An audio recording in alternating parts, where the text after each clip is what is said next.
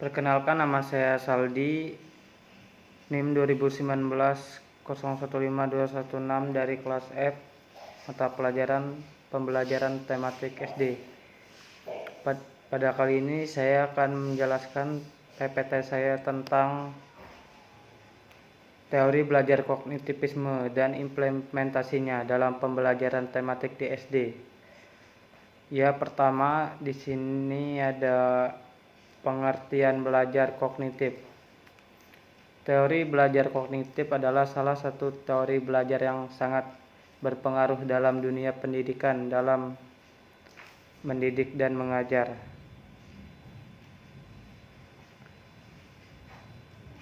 Salah satu teori yang menjelaskan tentang teori belajar kognitif adalah teori Gisel. Teori kognitif muncul dan berkembangnya karena pengaruh teori Gisel dengan tokoh-tokohnya seperti Mark Wertheimer, Wolfgang Kohler, dan Kurt Kova.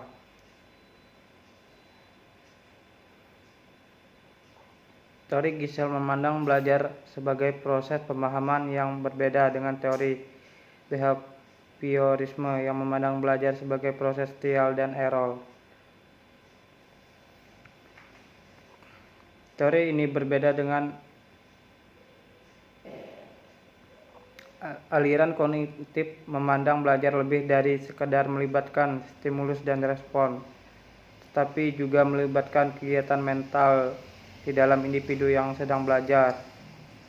Menurut aliran teori belajar kognitif, belajar adalah proses mental yang aktif untuk mencapai, mengingat, dan menggunakan pengetahuan yang dimiliki oleh individu, sehingga perilaku yang tampak pada manusia tidak dapat diukur dan dimati tanpa melibatkan proses mental seperti motivasi, kesengajaan, keyakinan, dan lain sebagainya.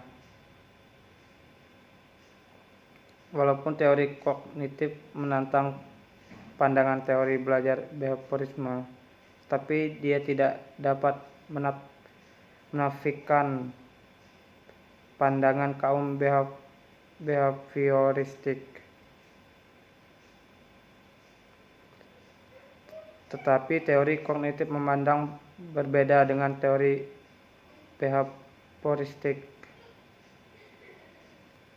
Selanjutnya, slide keempat adalah implementasi teori belajar kognitif. Pertama, pengalaman titikan. Di sini bisa dijelaskan, titikan bisa disebut juga pemahaman, mengamati. Dalam proses belajar, hendaknya peserta didik memiliki kemampuan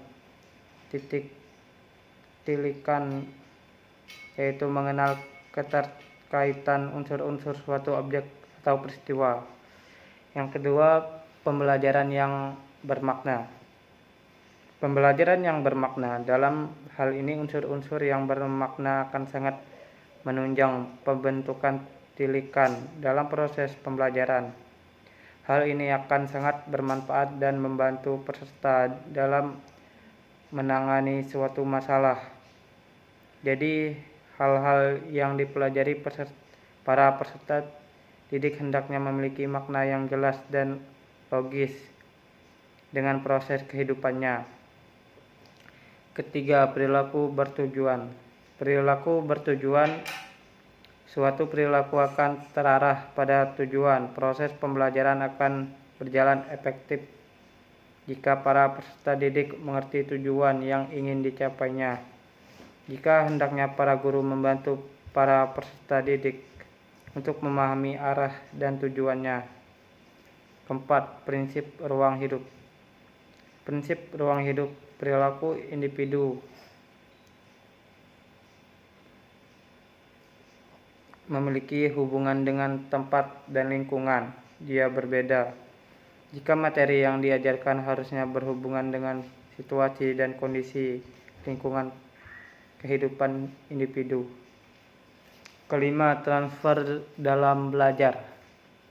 Transfer dalam belajar yaitu proses pemindahan pola tingkah laku dalam situasi pembelajaran tertentu ke situasi lain.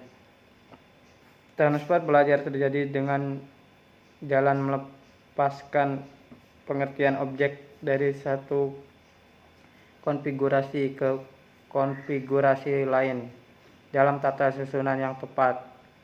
Transfer belajar akan terjadi apabila peserta didik telah menangkap prinsip-prinsip pokok dari suatu persoalan dan menemukan generalisasi untuk kemudian digunakan dalam memecahkan masalah pada situasi lain.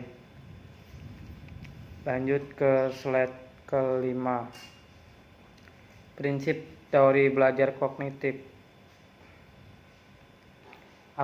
Pertama yaitu aktivitas suatu cabang olahraga. Aktivitas suatu cabang olahraga harus dilakukan secara keseluruhan, bukan sebagai pelaksanaan gerak secara terpisah-pisah.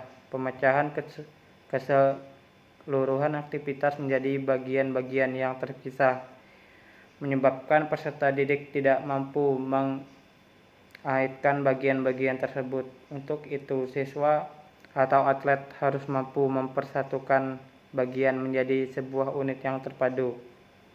Kedua yaitu tugas utama dari guru atau pelatih. Tugas utama dari guru atau pelatih adalah untuk memaksimalkan transfer dari latihan di antara berbagai kegiatan. Pola umum atau konfigurasi perlu untuk mempermulus terjadinya transfer di antara berbagai kegiatan.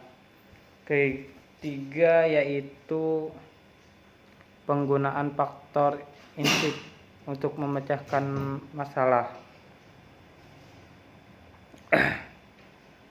Penggunaan faktor insight untuk memecahkan masalah. Pemberian contoh pada siswa akan membantu siswa dalam mengamati dan memahami suatu masalah sehingga dia mampu menyelesaikannya. Keempat yaitu pemahaman tentang hubungan.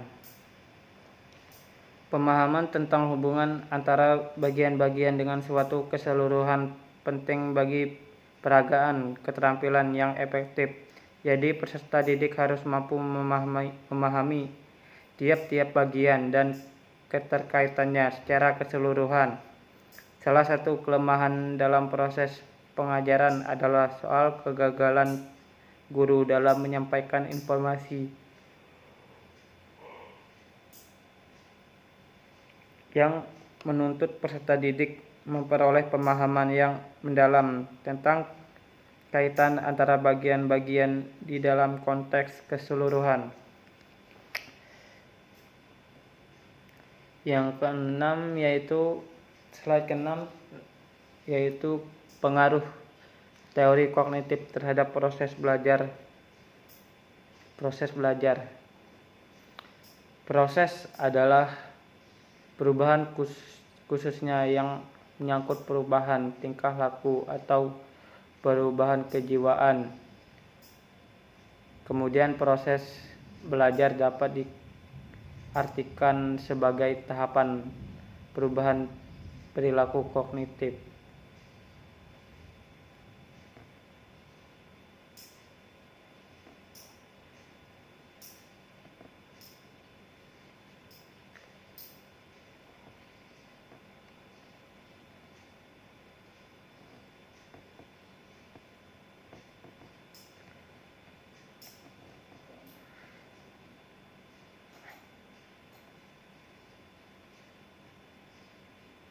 Yang terakhir penutup.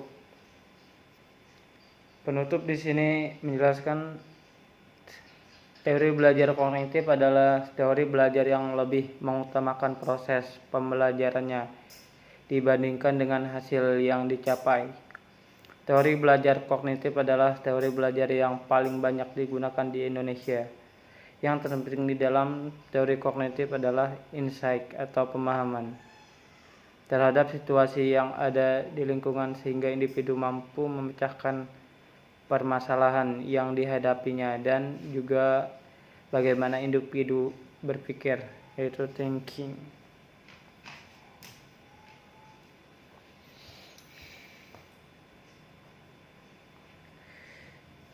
Ya, begitu saja presentasi dari saya. Kalau ada kurang, saya mohon maaf. Kalau ada salah kata, saya mohon maaf juga.